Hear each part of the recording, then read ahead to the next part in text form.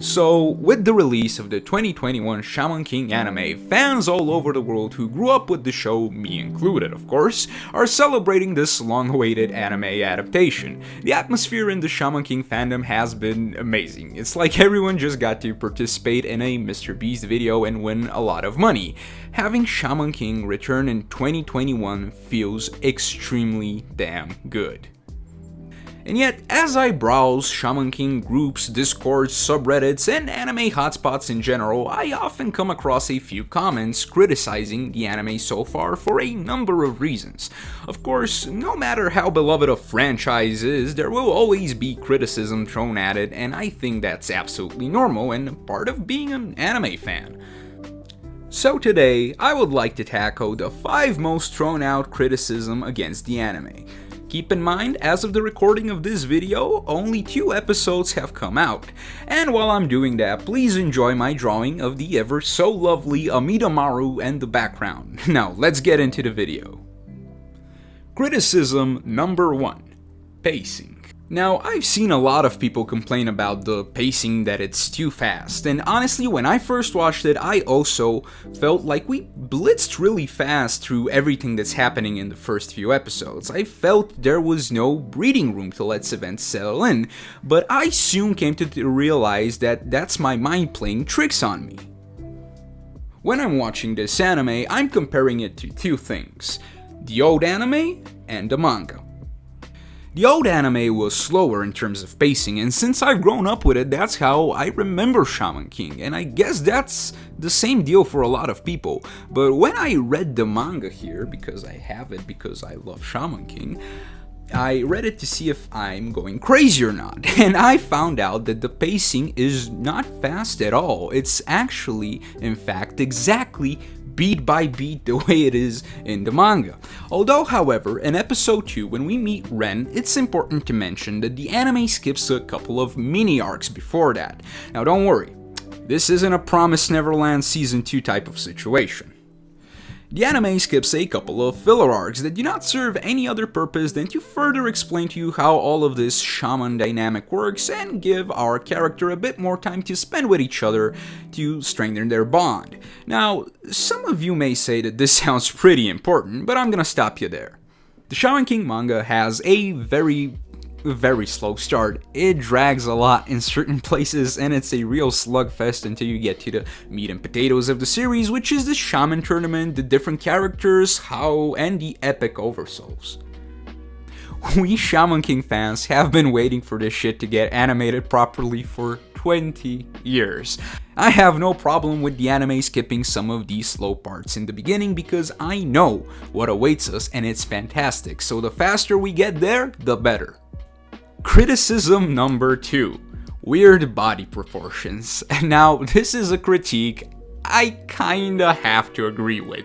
Ever since the anime's final trailer dropped, although I was extremely hyped actually, I noticed a bunch of drawing errors and anatomy problems. Now, even though I've been drawing all of my life, I've had a bunch of friends who have no interest in drawing notice the same thing, so it's pretty obvious in places. In a lot of scenes, Yo's head in particular is gigantic compared to his body. This wouldn't be a problem if it was an in-between frame, because we should all know by now not to judge in-between frames on how beautiful they are. That's just not their job. But these anatomy errors become extremely apparent when it's a still frame meant to be used for when characters are talking to each other. Another character getting shit for these anatomy errors is Mosuke, the greatest blacksmith and Amidamaru's best friend. In a couple of scenes, you can see him having gigantic hands. I mean, really big hands, and a very small head actually.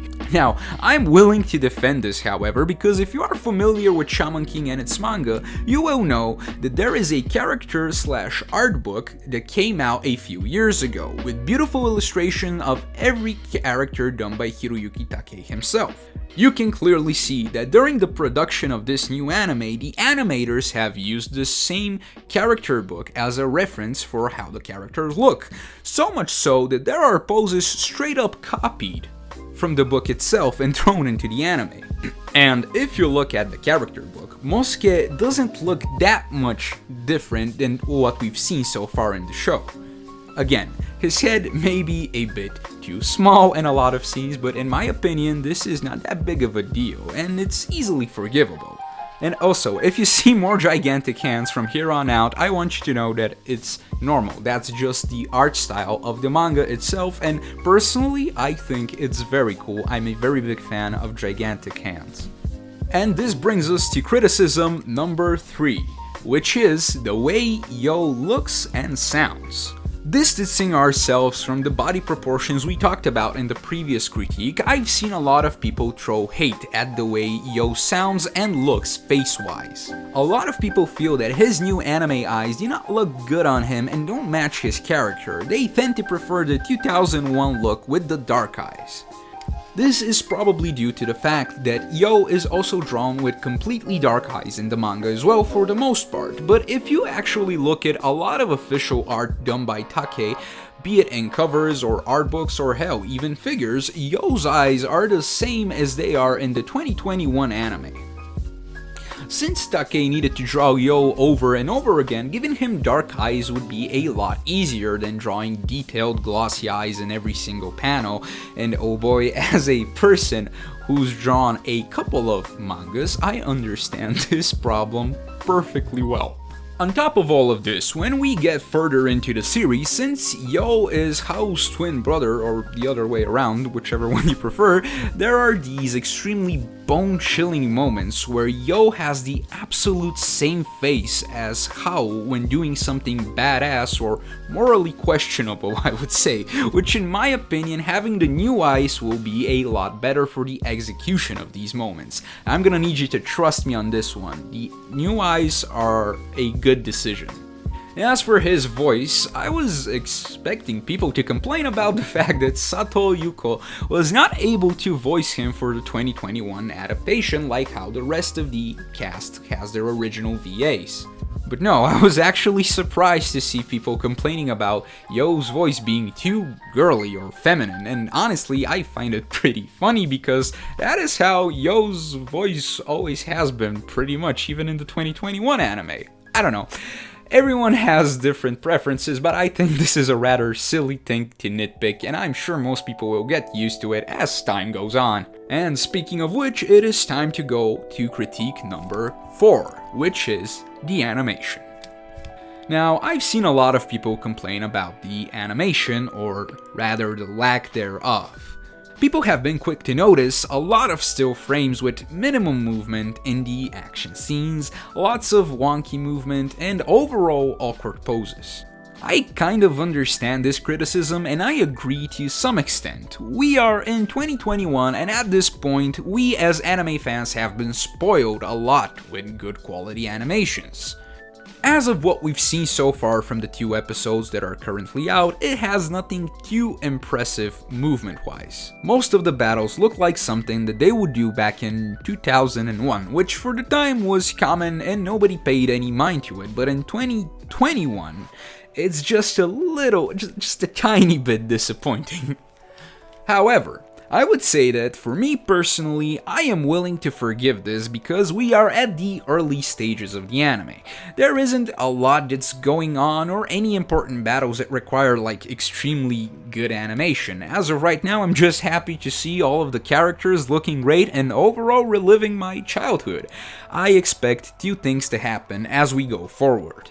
Number 1 is once we get to the better fights that have more to work with visually, like the oversouls and whatnot, we will get some really great moments that I'm sure will be animated very well. Because as of right now, are we really that desperate to see Yo beat Ren with a pipe animated to perfection? Well, honestly, it sounds kind of funny right now when I say it out loud. It would actually look really cool, but I mean, you know, I would rather the studio save its energy and resources for now and use them when they're most needed. And option number 2 is maybe the 2021 Shaman King anime will be less animated and more direction focused. Something similar to JoJo Part 4. That part did not have a lot of good animation or impressive animation, it was mostly still frames and face close-ups, but they were really well drawn and it never felt boring watching it purely because of the way the anime was directed. And now, let's tackle the 5th and the biggest criticism about the new 2021 Shaman King anime, which is...